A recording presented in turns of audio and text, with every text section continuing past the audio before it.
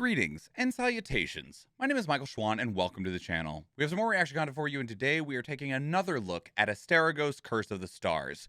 We did an initial reaction to this some months ago, but there just wasn't a whole lot of media out for it. But as you can see right now, this game releases within the next like 40 hours. So this game is very, very close to release. It actually has a playable demo that's part of the Steam Next Fest.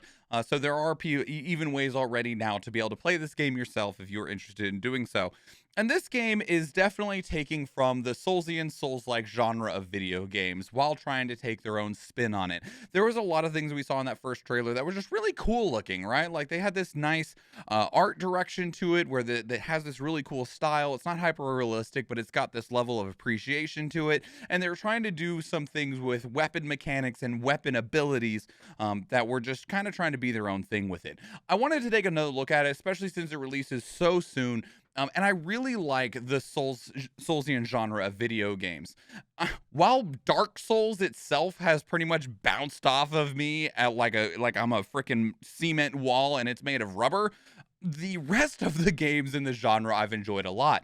Neo is still one of my favorite games within the genre. Neo 2 was good but too long. And I've also really found a lot of enjoyment in games that are the Soulsian genre that are smaller productions, that aren't made by these big massive studios with huge budgets. One of the most recent of which was Thymesia. I absolutely loved that game. Steel Rising came out recently from Spiders. They're a little bit bigger, but not huge still. Outside of the performance issues that game had, because oh my god, fucking fix it. Your game runs like trash. That game was really cool. I liked a lot of what it was doing. The style, the mechanics and stuff in it were really cool. And so when you see these smaller groups, these smaller studios trying to build something within the Soulsian space, you get new things and new ideas that are just fun, and they're doing fun things with them. So this is Asterigos. We're going to take another look at it. We have the gameplay trailer from back in April, and then the gameplay overview that just happened like a week ago. So we'll start with that gameplay trailer, and then we'll get a proper overview of it. Fix it, but it's cool. Exactly, yeah. Fix it because I want to enjoy your game. Curiosity drives us forward, leading us to explore the known and challenge the unknown. This is fine.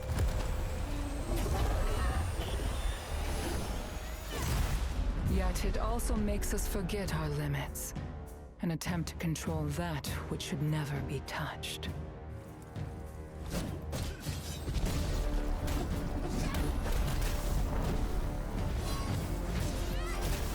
That was cool as shit looking. Why would you stand there? Oh my god. The righteous path is always fraught with danger. The curse of Aphis has proven this, and none of us should repeat the same mistake.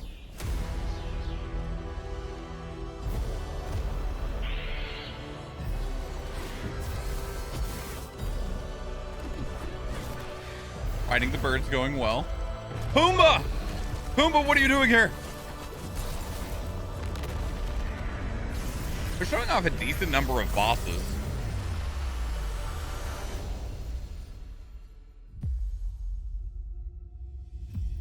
That was a good trailer. That was good. All right, let's get into the gameplay overview, though. On PC. Rated T for teen. Hakuna Matata, bitch.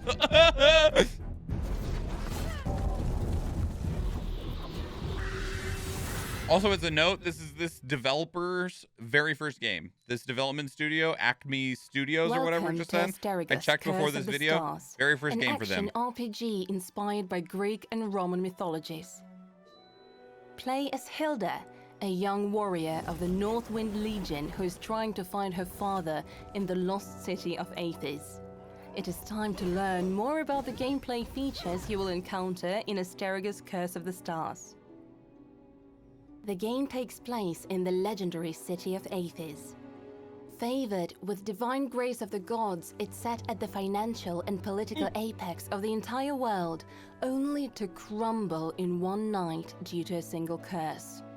Yeah. Aphis has seen many adventurers like you over the Tragic. 1,000 years, so beware of the danger lurking within the city walls, or you'll meet a similar fate. Hilda's training in the Northwind Legion allows her to simultaneously wield 2 of the 6 weapons she has mastered. Seamlessly switching between weapons in combat creates a unique chain of attack and defensive That was a very moves. fast switch. Players can experiment with different combinations of weapons to find the moveset that fits their fighting style or is tailored to a particular enemy type. Some inhabitants of the shelter will be able to help you improve your weapons and gear if you can provide them with the materials needed for the work. The 6 base weapons available to Hilda are a sword and shield, daggers, a spear, a hammer, enchanted bracelets, and a magic staff. Each weapon and combination of weapons changes combat vastly. On top of that, Hilda possesses the ability to bestow her weapons with great elemental powers.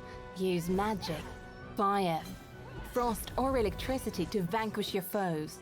Or you can also traverse locked paths to new lands, shortcuts, and secret areas hidden away. Players start their journey with the ability to power their weapons with magic. The other elements will be discovered as the events of Asterigos unfold.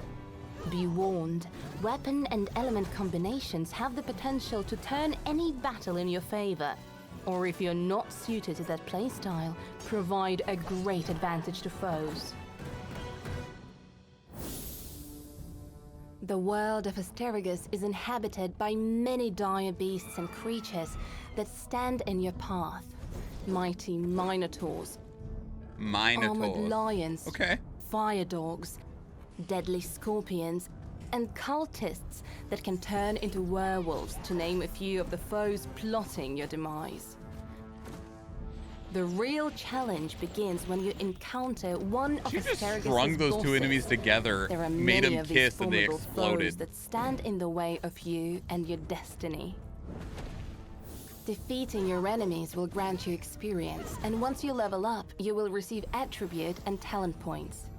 Attributes control your passive bonuses to health and arcane points, as well as raw attack damage. I realize that she has quite the considerable accent, but I'm hearing new words, old words pronounced new ways for the first time, and they're enjoyable. Allowing you to hone in your fleet footwork and learn artful fighting moves. With the horrors you will encounter, mastering combat is essential to your survival. Hilda's goal in Asterigos is to reunite with her father and his troops. However, as the story unfolds, she becomes focused in uncovering the truth behind the city's curse and why the once great Aphis is falling to wreck and ruin. The world of Asterigos is rich and full. There is more to do than slay hordes of enemies. Gather hundreds of collectibles to uncover deeper secrets of the city of Aphis whilst you explore the world. Be warned, tread with caution when necessary. The choices you make here have consequences and can affect the outcome of your adventure.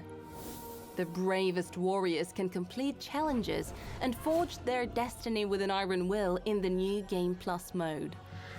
Will you rise to the challenge and take on the cursed city of Aphis?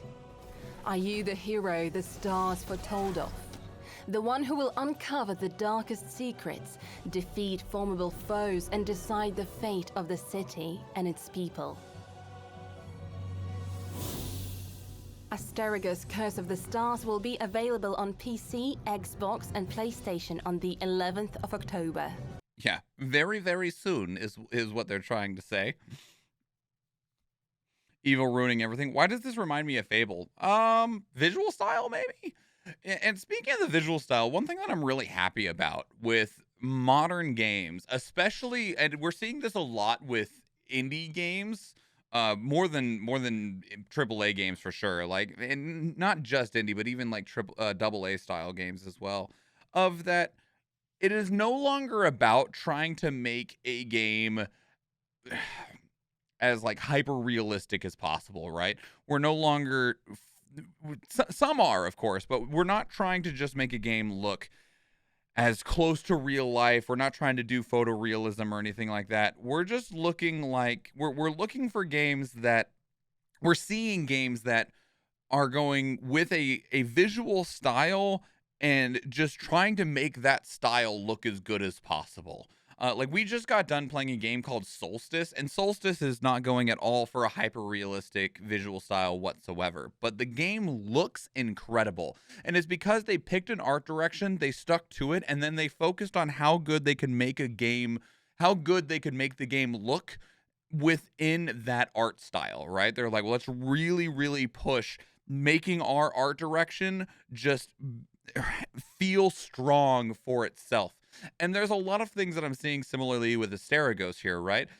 Where it's definitely meant to have, like, I don't want to say Pixar because that's not the right verb in terms of like what it looks like, but they picked an art style and they just tried to really expand out from that art direction and push it forward, and you can see where there's still quality that exists within there, because like Hilda's hair has a lot of really nice looking movement in it, in cutscenes and in combat and stuff, to where you can tell that they've taken the time to make the animations feel good and look good, and it all still exists within this really cohesive sphere that is the art direction that they chose.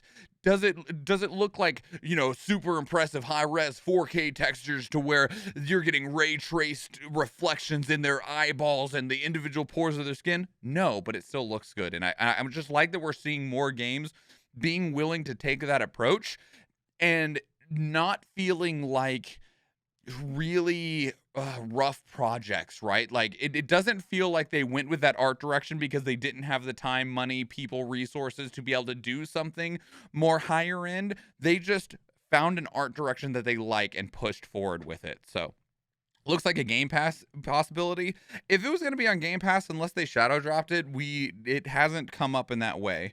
Only if it's stealth drop like Tunic. Yeah, exactly. It's very Immortal Phoenix Rising. Yeah, it is. But that's also another good example of picking an art direction, pushing it forward, and doing something well with it.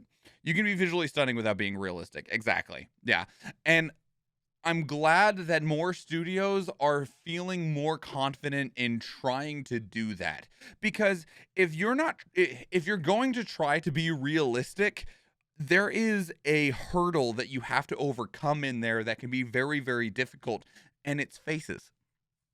Like, faces are still that uncanny valley thing, and it's really the eyes.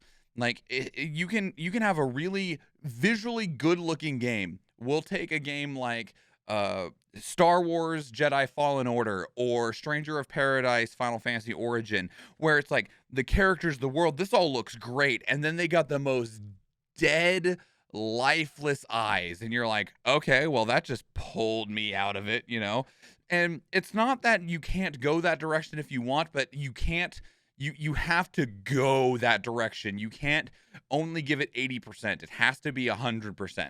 And in this case, where you're taking a more stylized approach like Asterigos did, or Solstice did, or Immortal Phoenix Rising, you get this really, really great experience that never feels broken up by it betraying its own art direction. In terms of the gameplay, though, Asterigos, let's bring it back to that real quick. That looks cool. This is a game that I'd really love to play, and I hope that I can find a spot for it at some point in my schedule. I can't imagine it's super long, and it looks like a good time that fits within a genre that I enjoy a lot without trying too hard.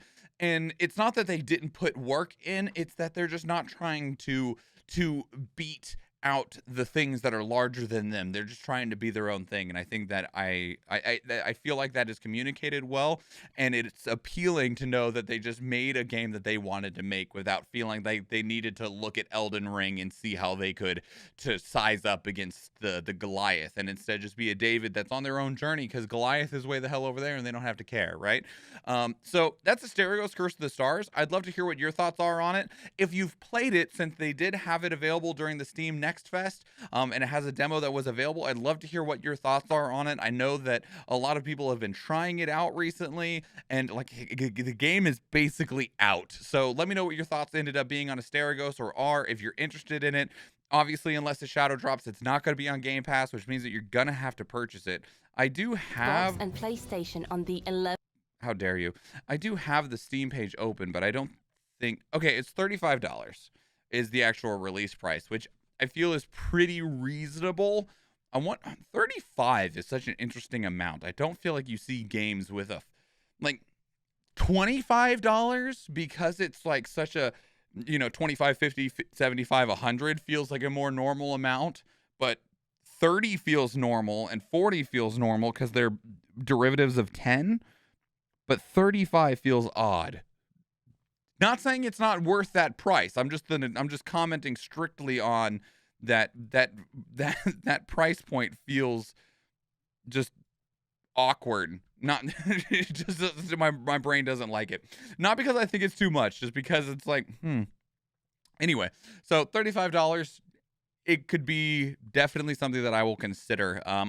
I probably won't be getting it day one because it's not in my schedule, but I'll be looking to see how long the game is, and then we'll see where it ends up slotting for me personally. What are your thoughts, though? Leave your thoughts down in the comments below. Leave if you want to keep up the conversation elsewhere. Two great places to do so are Discord and Twitter. Speaking of Discord, we actually have a channel dedicated to these reactions where you can place links of your own that we can watch together live on stream, because we do stream 4 days a week, Tuesday, Thursday, Friday, and Sunday, and I would love to see you there. If you enjoyed this video, please leave it a like. If you want to catch future videos, please subscribe to the channel. And if you do watch one of the other videos on the channel, or if I see you in the live stream, thank you and enjoy.